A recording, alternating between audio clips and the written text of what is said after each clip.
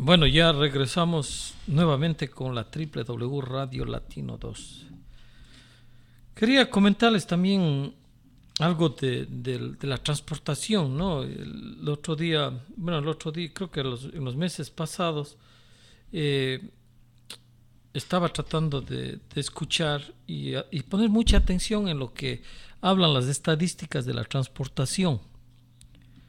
¿Por qué razón tomé muy en serio esta situación? Es porque me di cuenta que había algo que nos unía, ¿no? con la problemática que tenemos en diferentes partes de Latinoamérica, pero en especial quisiera hablar de mi país, Ecuador, ¿no? y en especial de la ciudad de Cuenca, donde que la transportación se quiere manejar a través de los municipios. ¿Qué pasa? Que la transportación, al ser manejada por los municipios, nos pone en una situación un poco, yo diría, un poco condicionada, por la sencilla razón de que a veces se vuelven puestos de los partidos políticos, donde que muchas personas quieren estar ahí porque el partido político que ganó, al que ellos apoyaron, pues les tiene una deuda, y esa deuda tiene que ser con un puesto en uno de los muchos o las muchas empresas que tienen los municipios o el gobierno.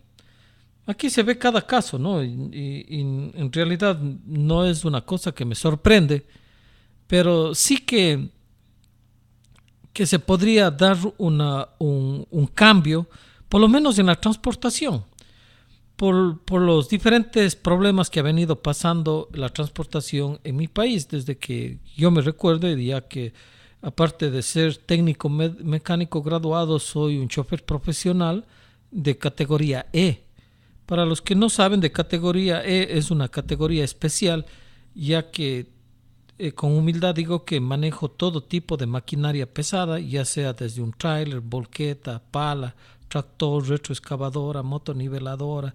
Todo eso tuve la oportunidad de aprender en el Ecuador cuando era muy joven. Entonces, tengo el gusto de manejar todo ese tipo de maquinaria pesada, y también estuvimos en la transportación con mi señor padre allá en la provincia de La Suay, específicamente en la transportación urbana, ¿no? Donde que estuvimos con la cooperativa de buses San Sebastián, que era una cooperativa que en cierto momento también salió un poquito de la provincia, pero más era a ciertos pueblitos cercanos de ahí, ¿no? Entonces, todos los socios de estas cooperativas, ellos tienen que encargarse de dar el mantenimiento a los carros y comprar sus unidades, obviamente. La situación que se complica ahí es porque, si ustedes ven las últimas estadísticas, en el Ecuador hay muchos accidentes, por la competencia que tienen todas estas cooperativas de transporte. Algunos no llevan bien los carros en la forma que tienen que ser revisados, ¿no?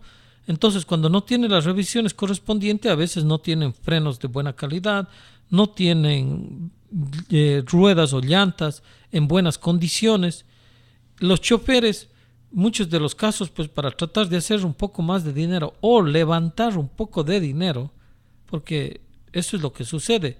¿Por qué les decía? O sea, eso es lo que sucede de acuerdo a las estadísticas. Por eso es que les decía que me interesó mucho el escuchar eso, donde que manifiestan que el 30% de lo que producen esas unidades o esos buses se pierde.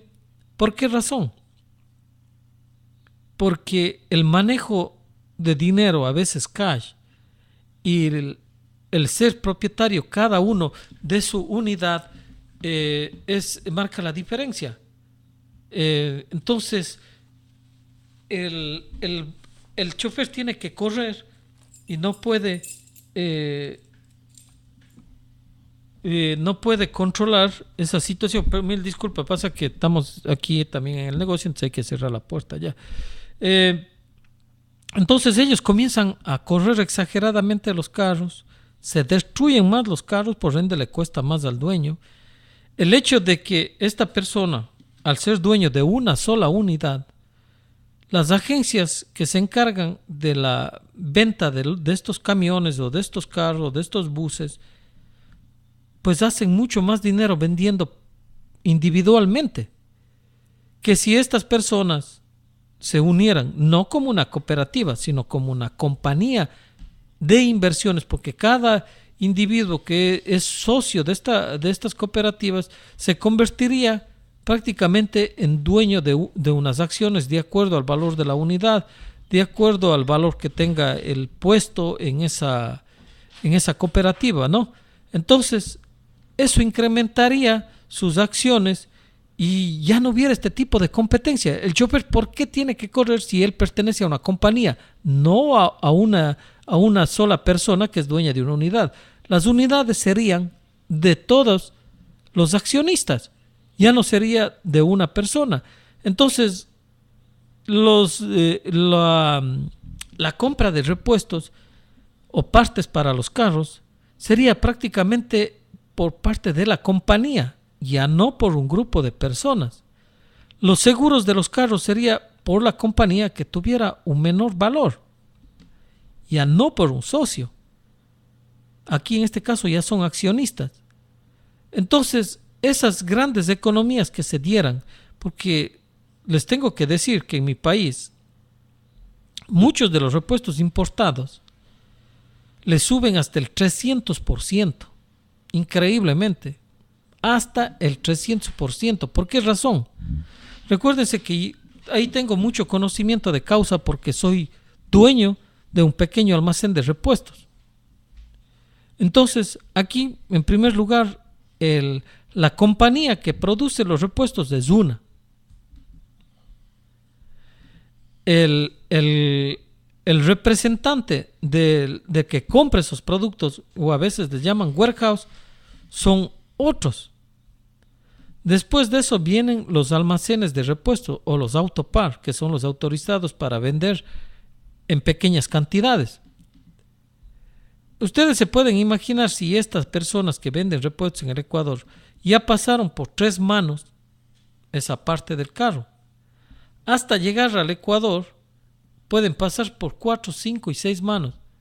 Puede llegarle a costar tranquilamente un 300 o 400% más del repuesto. Pero ¿qué pasa?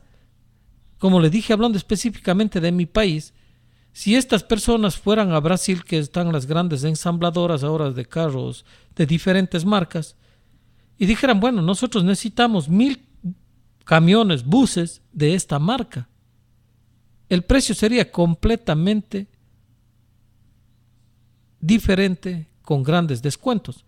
Si hablaran con el gobierno para que estos buses entren con liberación de impuestos y que las carrocerías sean construidas por la misma compañía, que les abarque o que les dé la oportunidad que sean socios los carroceros que hay en el Ecuador, entonces ellos pasaran también a ser accionistas de esta compañía y tal vez trabajadores. Recuérdense que según las leyes de nuestro país también, un propietario no puede demandar a un empleador, ya que sería él mismo el empleador y él mismo el empleado. Entonces son de las cosas que también ya no hubiera este tipo de abusos. A veces que hay gente que tiene razón y reclama unas demandas justas, pero hay gente que también abusa del sistema y comienzan a formar ciertos tipos de grupos que después, en vez de ayudar al progreso del país, mejor va atrasando al país. Entonces son las cosas que no deben de suceder. Por lo tanto, solo enumerándoles esas pequeñas, mire, la unidad o carro, 2, los repuestos, 3, la construcción de las mismas unidades que se construyen en el Ecuador, el mantenimiento. Ustedes se pueden imaginar si la compañía logra ser ellos mismos los que hagan el mantenimiento, comienzan a verse la diferencia en los gastos innecesarios. Porque no es lo mismo llegar a un mecánico individualmente que le cobra una cantidad tal vez no razonable, pero si usted es dueño de su propia mecánica, así como aquí hay la transportación, no, pero esto es en base a la ciudad, que tampoco puede decir que está de lo mejor. Acá tiene un gran déficit, unas grandes pérdidas, puede ser por muchos empleados, una de ellos, también los sindicatos, pero siendo accionistas no pueden demandar. Esa es la diferencia. Leyes claras ayudan al progreso. Entonces, con esto dicho, ustedes pueden imaginarse que la misma compañía tenga su grúa, ¿no? Su misma mecánica en diferentes partes del Ecuador, o sea, todo bien organizado. Eso daría realmente a los transportistas otra perspectiva. Y los mismos hijos de los transportistas tal vez se prepararían más para ser ingenieros mecánicos, para ser ingenieros comerciales, para manejar desde otro punto de vista técnicamente estas empresas. Porque serían una gran empresa con un gran futuro. Y eso es solamente como una de las tantas cosas que se pudiera dar como idea, como se pudiera aportar como idea. Y miren, hablando del mismo tema de transporte, aquí en Nueva York, ustedes pueden creer que no hay no menos de 10 a 15 mil taxistas ecuatorianos. 10 a 15 mil taxistas ecuatorianos y hay aproximadamente un cálculo de unos 40 mil taxistas informales o sin medallón que llaman aquí, que no son taxistas amarillos, que todos los días tienen que poner combustible. Y aquí gastan aproximadamente, poniéndole un mínimo $30, $1.200.000 diarios en combustible. El costo del seguro de un carro de esos puede llegar hasta los $4,000 y $5,000. Solamente el seguro. El mantenimiento de esas unidades también es caro. Entonces, sería la mecánica, el combustible. Es otra cosa que en el Ecuador también el combustible. Ustedes se pueden imaginar que regresando a la transportación ecuatoriana, que fui testigo de que cuando transportamos el cemento a lo que fue la represa Cola de San Pablo, por ahí por los años 80, había una compañía que me acuerdo que se llamaba, sí, porque ahora está todavía esa compañía española ahí, pero ya con otro nombre, con otra razón social y en unión con otras compañías que también se quedaron en el Ecuador de extranjeros y nacionales.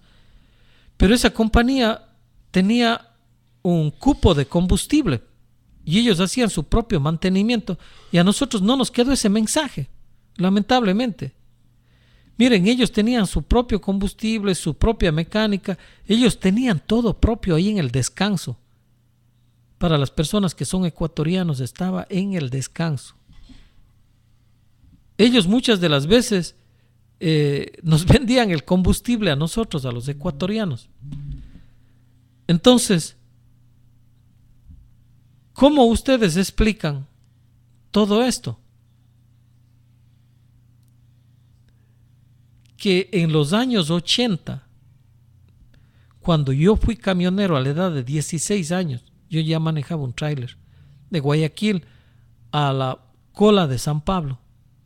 Ya había todo esto. No es que me ponga a hablar porque simple y llanamente aquí tengo la oportunidad de estar en un micrófono. No.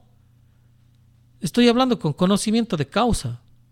Trabajé en la represa Daule Peripa. Trabajamos en la represa de Lagoyán. Nosotros hicimos la primera base militar más alta, en la montaña más alta del Ecuador que se podía mirar al Perú. Eso está allí en la provincia de La Suay, en un pueblito que se llama Pucará. Ahí aprendí a manejar pala, aprendí a manejar tractor, gracias a la oportunidad que me dio el dueño de la compañía con la cual nosotros colaborábamos con las volquetas de mi señor padre. Parece que vamos a una pausa comercial, pero ya regresamos en unos minutos.